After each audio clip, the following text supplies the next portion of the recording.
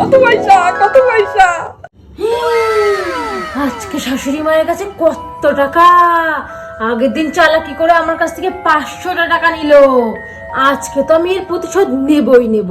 মা, শাশুড়ি মা আমার, আমাকে 500 টাকা খুচরো দাও না।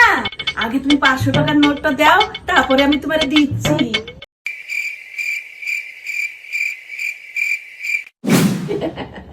তুমি একটু বসো মা, আমি তোমার জন্য খরচা করে নিয়ে আসি। ও বাবা গো, হ্যাঁ মা, আমার খুচরো টাকাটা। তোমার টাকা খরচা করতে দিয়ে একটা শাড়ি দোকানে গেছিলাম, কি আর আমি লোভ সামলাতে পারি নাই, এত সুন্দর একটা শাড়ি তুলে নিয়েছিল, সেই শাড়ি নিয়ে আইছি বৌমা। ও বৌমা, বৌমা কান্দে না বৌমা, তোমার এই শাড়িটা আমি একদিন পরতে দিবানি, আর 10 টাকা দিবানি তোমার খাবার খাওয়ার জন্য বৌমা, তুমি কান্দে না।